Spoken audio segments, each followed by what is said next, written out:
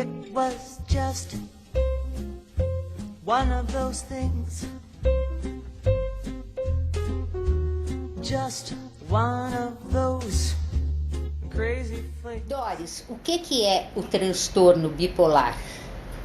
O transtorno bipolar é um distúrbio mental em que a pessoa fica de maneiras diferentes, ora em depressão, ora no estado mais acelerado, agitado, com mais energia, alternando ao longo de anos, quando não uma maior parte da sua vida.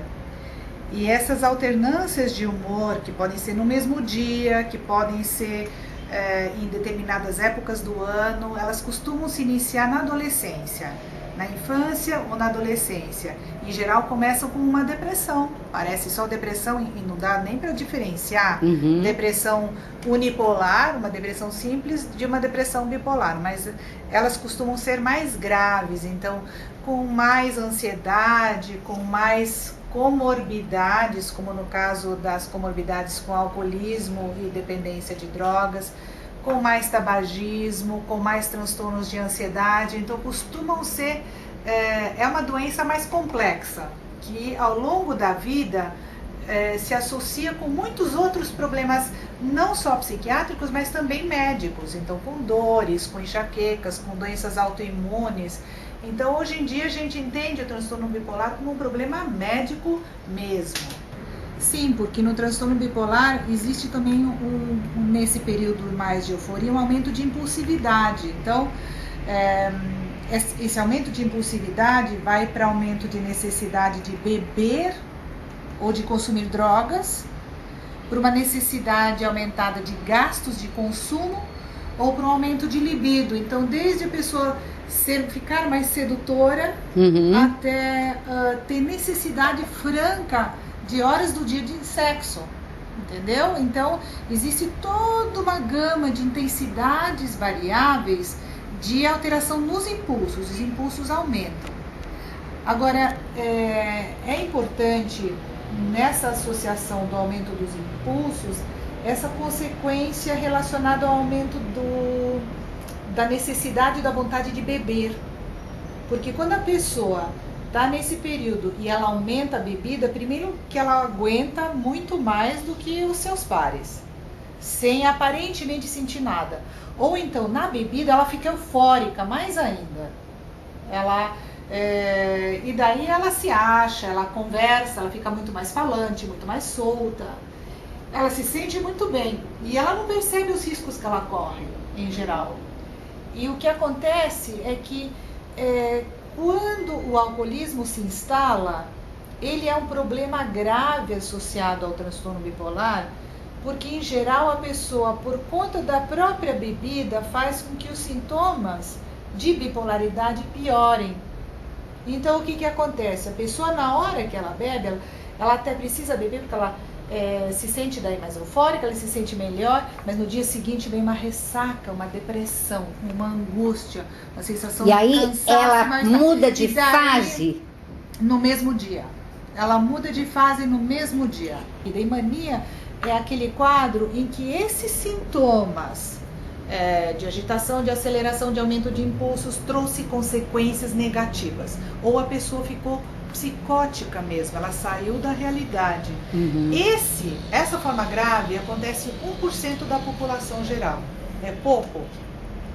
Não é muito pouco. Conta 10 milhões de habitantes. Pois é uma pessoa em cada 100 mil. Aí começa a se contar um ou outro gato pingado que tem transtorno bipolar, já acham que virou moda. Imagina!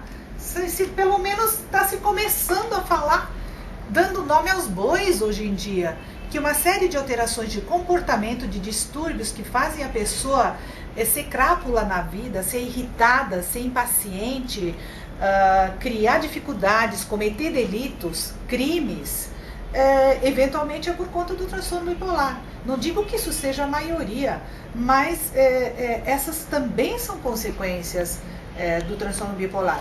E a forma mais leve, que é aquela em que a pessoa tem só hipomania, que parece até simplesmente algo, um alívio da depressão, ou finalmente eu estou super bem, estou me sentindo ótimo. pode acontecer de 5 a 10% da população geral, dependendo dos estudos. É muita gente. É muita gente, é um problema de saúde pública. É muita Né? gente. Deve estar sim de gente não diagnosticada, A então. maioria, claro. Assim, você pode... A quantidade de pessoas que conseguem receber o diagnóstico, certo? São muito poucas, até porque é difícil fazer o diagnóstico de transtorno bipolar. Não é fácil. E mesmo assim existem aquelas pessoas que recebem o diagnóstico e na verdade não são. Porque nem todas as pessoas com irritabilidade ou com ansiedade têm transtorno bipolar. Uhum. Né? Pode ser um transtorno de ansiedade, pode ser um transtorno de impulso, pode ser um distúrbio de personalidade, pode ser tantas E onde é outras que coisas. está esse diferencial? Como é que o médico consegue distinguir uma coisa da outra? O que é depressão, o que é ansiedade, o que é transtorno bipolar? Como é que é isso? Mas você vai me responder daqui a pouquinho. Tá? As minhas dicas de livro para você hoje são todas sobrenaturais. Olha só. Do J. Modesto, Joelma Antes da Escuridão. Esse livro é bem bacana, que é uma história aqui de São Paulo, né? O edifício Joelma é aquele que pegou fogo, mas antes dele pegar fogo, que aconteceu em 1971, na década de 40 aconteceram outras coisas naquele mesmo terreno. Você lê e fica sabendo que o J. Modesto conta. É da editora Livros. E do J. Modesto e também da editora Livros, O Vampiro de Schopenhauer. Você sabe que o Schopenhauer era um filósofo chatésimo, né? Todo assim, mal-humorado e tal. Aí o Modesto imaginou que ele, antes de morrer, teve um encontro com um vampiro. Vampiro de Schopenhauer. Imperdível. E o outro livro também é mistério, O Estranho Mistério das Quartas-Feiras. Bom, esses aqui são da editora Livros e esse aqui é da editora Jangada. O Estranho Mistério das Quartas-Feiras é da Julie Bourbeau. Esta mulher é uma pirada.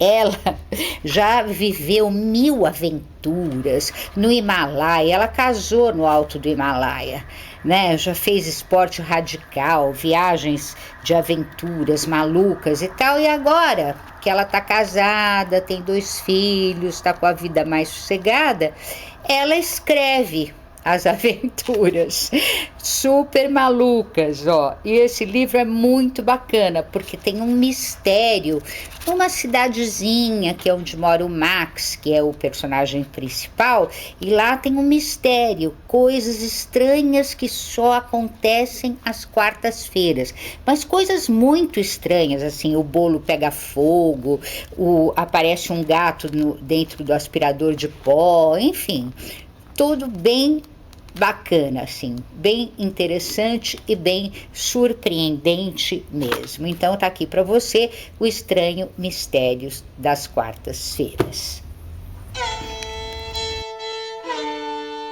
Como é que a gente consegue fazer um diagnóstico aí? Ô, Isabel, isso a gente leva anos para ensinar os estudantes, os residentes. Então Não dá para responder. Não dá para responder. Mas assim, o importante é que o transtorno bipolar, ele é uma doença crônica, episódica e recorrente. Existem aquelas pessoas que começam já de criança, daí na adolescência fica mais forte, então na criança aparece um distúrbio de ansiedade, ou então um distúrbio de déficit de atenção e hiperatividade. E daí, quando chega na adolescência, se instalam os sintomas de irritabilidade, agressividade, as pequenas euforias, principalmente à noite, então não tem hora para voltar, some, fica realmente mais eufórico. E esses quadros, em geral, vêm misturados com depressão de manhã, que não consegue levantar da cama, que fica devagar, que não consegue funcionar. E isso ao longo dos anos, e vai cronificando. Cronificar significa que dura anos. E aí o que acontece? Como é que você vai diferenciar isso da personalidade? Uhum. Né? Personalidade é índole, se a pessoa é do bem ou do mal, se ela é mais fechada ou mais introvertida, mas não tem a ver com humor alterado, não tem a ver com irritabilidade, não tem a ver com desânimo de manhã, o mau humor de manhã, isso é sintoma. Não tem a ver, por exemplo, com a ansiedade, e não tem a ver com ficar melhor à noite e ser da noite, porque isso em geral é sintoma também. Então a pessoa fica muito mais ativada, muito mais energizada e disposta à noite e deprimida de manhã e não consegue levantar da cama. Isto é sintoma. Isso tudo junto, somado inúmeras vezes ou de maneira contínua, em graus maiores ou menores, oscilando de um dia para outro, numa pessoa que tem história familiar de transtorno bipolar, de transtornos psicóticos, de dependência ao álcool ou drogas, de depressão, de transtornos de ansiedade, e principalmente vários desses quadros em diferentes pessoas na família fazem sugerir um transtorno bipolar. É como se existem aquelas pessoas que nesses quadros bipolares mais mistos, que no mesmo dia tem sintomas tanto de um polo para cima como para baixo, eles aliviam seus sintomas, ou eles têm a ansiedade canalizada para os impulsos. Então vai fazer compras para aliviar a depressão, né? Vai beber para aliviar esse sofrimento, ou vai comer para aliviar essa ansiedade, ou vai tomar um tranquilizante, ou vai fumar sua maconha, ou vai usar cocaína. Então esses problemas é necessário que seja feito diagnóstico diferencial com transtorno bipolar. Todos esses problemas, desde transtornos alimentares até transtornos de ansiedade, transtornos ligados aos impulsos e transtornos relacionados ao uso de drogas. Mas veja bem, aí não acontece dessa pessoa acabar sendo tratada por um outro transtorno desse, com certeza, que é consequência da bipolaridade exatamente dela? Parece que mais complicado ainda de tratar, ou estou errada? Não é fácil tratar, mas hoje em dia a gente dispõe de vários remédios muito bons e com o tratamento adequado, a maior parte dos pacientes pode ficar 100% bem, ou próximo disso, de qualquer maneira levar uma vida normal. E a relação custo-benefício é muito grande, porque o alívio, o fato de não ter mais todas essas oscilações, ou de não ficar mais, ou de ficar refém desses sintomas, dá uma liberdade muito grande de ação e a vida passa a fluir de novo. As coisas são descomplicadas, não se aumentam mais os problemas na cabeça, não se cria mais pelo em casca de ovo, e não se distorce mais a realidade, tanto por um exagero de desconfiança, de muito ou demais em qualquer sentido, nem no sentido de enxergar as coisas pelo lado negativo. E depois o que acontece é que as doses diminuem na fase de manutenção ou de prevenção de novos episódios, porque vamos lembrar que é recorrente, vamos lembrar que é para a vida toda, pode ficar bem por alguns anos e daí volta. Então não adianta, o transtorno bipolar é um problema para a vida toda. E a pessoa tem que aceitar isso com pragmatismo, com realidade. Não adianta ficar se escondendo, não adianta achar que curou, não adianta achar que sarou e que ela controla. Não, se ela acha que ela controla, é porque a doença voltou a controlar a ela. Doutora Doris, muito obrigada pela sua presença aqui no programa prazer, Só Isabel. Saúde. Muito obrigada, doutora.